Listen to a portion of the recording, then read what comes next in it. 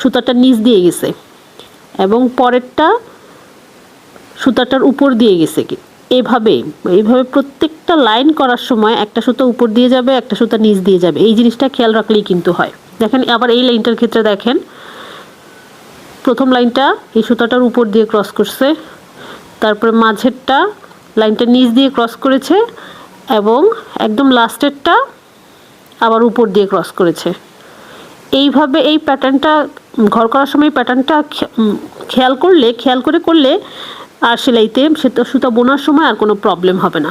আর গুজরাটের ক্ষেত্রে তো জানেনই, ঘর ঠিক থাকলে সব ঠিক। দেখেন এই যে এই সুতাটার ক্ষেত্রে দেখেন একটা নিচে একটা উপরে, আবার এটা নিচে আবার এটা উপরে, এভাবেই প্রত্যেকটা লাইন যেই লাইনেই যাবেন আপনি এই একই হিসাবে আসবে। একটা উপরে থাকলে একটা নিচে থাকবে, পরেরটা আবার নিচে থাকবে, পরেরটা আবার উপরে থাকবে। দেখেন এই লাইনটার ক্ষেত্রে এই যে এটার নিচ দিয়ে গেছে, পরেরটার উপর দিয়ে গেছে, পরেরটার নিচ দিয়ে গেছে, আবার পরেরটা উপরে দিয়ে গেছে।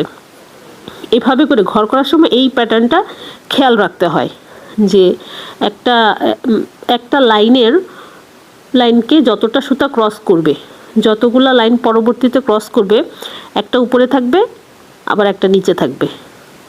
যদি দুইটা লাইন থাকে একটা উপরে থাকবে একটা নিচে থাকবে, আর দুইয়ের অধিক থাকলে প্রত্যেকটা একই প্যাটার্ন ফলো করবে। দেখেন উপরে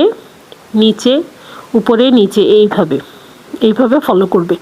এভাবে করে ঘরটা যদি করার সময় আমরা খেয়াল করে করি, গুনে গুনে করি, তাহলে ঘরটা করতেই ভুল হয় না। আর গুজরাটের ক্ষেত্রে সবাই জানেন যে ঘর ঠিক থাকলে সুতা বোনার সময় কোনো প্রবলেম হয় না। ঘরটা যদি প্রবলেম হয়ে যায়, মানে যেখানে উপর দিয়ে যাওয়ার কথা ছিল সেখানে যদি নিচ দিয়ে চলে যায়, তাহলে দেখবেন সুতা বুনতে গেলে সুতাটা আর আটকাচ্ছে না, মানে ঠিকমতো আটকাচ্ছে না।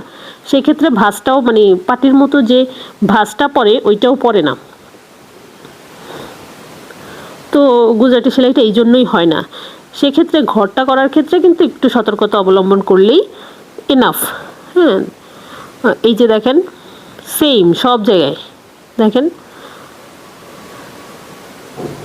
সব জায়গায় একই প্যাটার্ন আমি ফলো করেছি। এভাবে করে ঘর করলে আর কোনো প্রবলেম হবে না। দেখেন এই লাইনটার ক্ষেত্রেই দেখেন যে এটা উপরে দিয়ে গেছে, দেখেন এই প্রথম লাইনটা উপরে, এই সুতাটার উপর দিয়ে গেছে, তারপরেরটা নিচ দিয়ে গেছে, তারপরেরটা কিন্তু আবার উপর দিয়ে গেছে। এই প্যাটার্নটাই ফলো করতে হবে। আবার এই লাইনটার ক্ষেত্রে দেখেন এটা নিচ দিয়ে গেছে, প্রথম সুতাটা নিচ দিয়ে গেছে, পরের সুতাটা দেখেন একটু হালকা কালার উপর দিয়ে গেছে, এবং পরের সুতাটা আবার কিন্তু নিচ দিয়ে যেতে হবে।